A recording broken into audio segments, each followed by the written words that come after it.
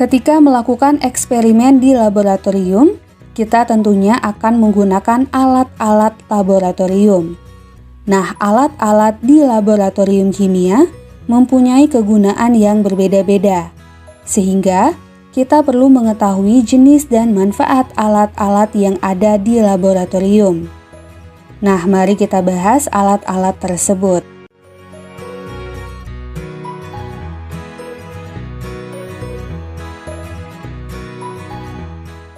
Yang pertama, Erlenmeyer. Nah, alat ini dapat digunakan sebagai wadah untuk membuat serta mencampurkan larutan tertentu dan sebagai wadah titrat dalam titrasi. Yang kedua, gelas kimia. Fungsinya sebagai wadah untuk mengaduk, mencampurkan, dan memanaskan cairan. Yang ketiga, pipet tetes sebagai alat pemindah cairan dalam jumlah kecil, yaitu hanya bisa memindahkan cairan dalam bentuk tetesan saja.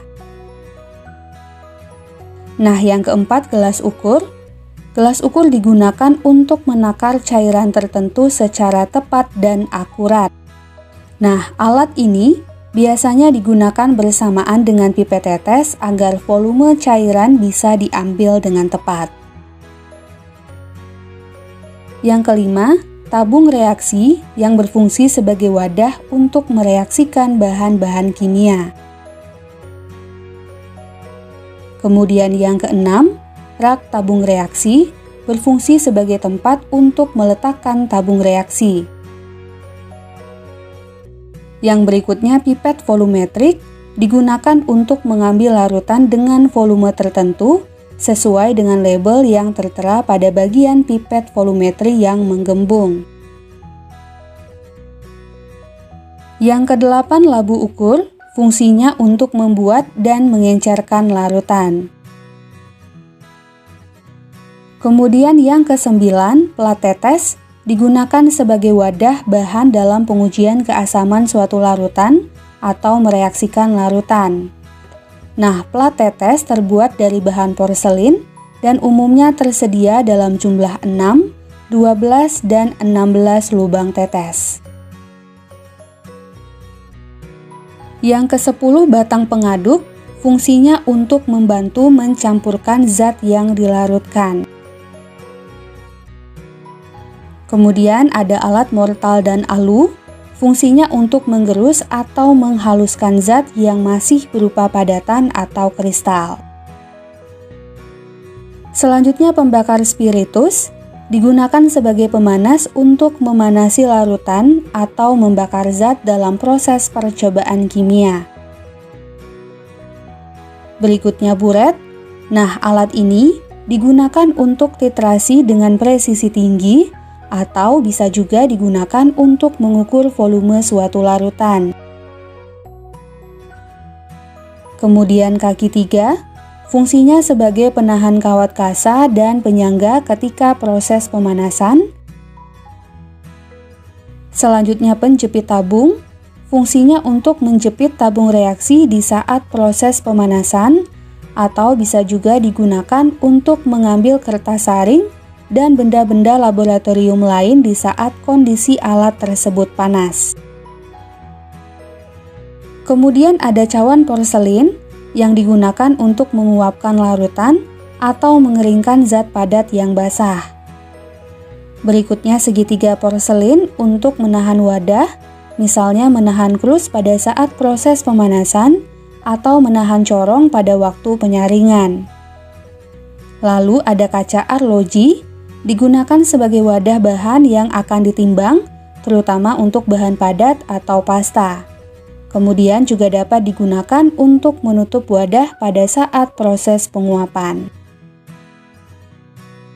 Alat berikutnya, corong, sebagai alat untuk membantu memindahkan cairan dari wadah yang satu ke wadah yang lain, terutama yang bermulut kecil, dan juga dapat digunakan untuk menyimpan kertas saring dalam proses penyaringan. Kemudian botol semprot yang terbuat dari plastik, terdiri dari sebuah botol dan selang yang juga terbuat dari plastik. Nah, botol semprot ini digunakan sebagai tempat aquades. Selanjutnya kawat kasa terbuat dari kasa dan asbes. Nah, fungsi kawat kasa adalah untuk menahan beker atau labu ketika proses pemanasan menggunakan pemanas bunsen atau pemanas spiritus. Kemudian kawat kasa juga ditopang alat kaki 3 pada bagian bawahnya untuk membuat proses pemanasan berjalan maksimal. Alat berikutnya karet penghisap atau filler yang digunakan untuk menyedot larutan yang biasanya dipasang pada pangkal pipet. Nah, alat laboratorium ini dilengkapi dengan karet yang resisten terhadap bahan kimia sehingga dijamin aman dan tidak mudah rusak. Kemudian kalorimeter boom digunakan untuk mengukur jumlah kalor yang dibebaskan pada pembakaran sempurna suatu senyawa, bahan makanan, atau bahan bakar. Alat selanjutnya, statip, digunakan untuk menyangga buret dalam titrasi, untuk menyangga gelas kimia atau tabung reaksi saat pemanasan sebagai pengganti tripod. Berikutnya kertas saring, terbuat dari beberapa macam ukuran maupun tingkat porositasnya. Nah, alat ini digunakan untuk menyaring larutan agar dapat dipisahkan dengan endapannya.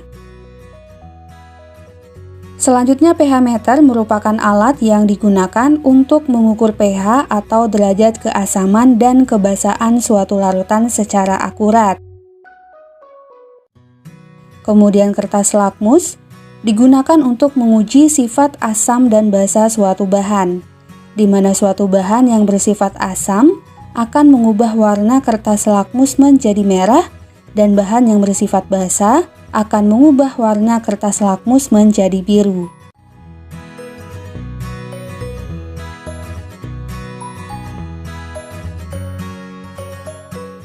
Keselamatan kerja di laboratorium adalah usaha pencegahan agar kegiatan di laboratorium terhindar dari kecelakaan.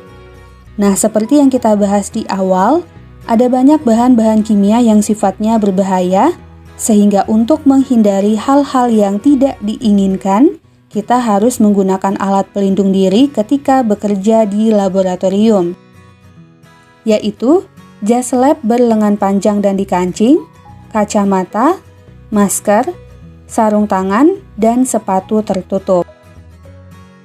Selanjutnya, selain menggunakan alat pelindung diri, kita juga harus mengetahui beberapa hal penting ketika bekerja di laboratorium, yaitu sedapat mungkin menggunakan laboratorium yang lengkap dan standar, yaitu laboratorium yang memiliki fasilitas seperti lemari asam, penyemprot mata ketika mata terkena bahan kimia, shower untuk menyemprot tubuh apabila tubuh terkena bahan kimia, dan lain-lain. Kemudian jangan makan dan minum di laboratorium, jangan menggunakan bahan kimia yang tidak jelas labelnya, jangan mencium zat kimia langsung dengan hidung, tetapi kibaskan gas dengan tangan sampai bau tercium. Kemudian, kita harus berhati-hati terhadap asam dan basa kuat, di mana jangan menambah air ke asam atau basa pekat, tetapi kerjakan sebaliknya. Asam ditambahkan ke air melalui dinding labu. Selanjutnya, jika mengambil bahan gas berbahaya, kerjakan di lemari asam dan gunakan sarung tangan pelindung. Kemudian untuk bahan-bahan kimia yang telah diambil, tidak boleh kita kembalikan ke dalam botol penyimpanannya, sehingga kita harus menghemat penggunaan bahan. Berikutnya, limbah laboratorium harus ditangani dengan benar.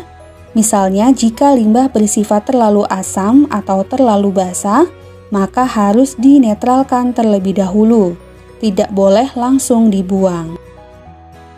Begitu juga dengan zat kimia yang tertuang di meja praktikum atau di lantai, harus dinetralkan terlebih dahulu.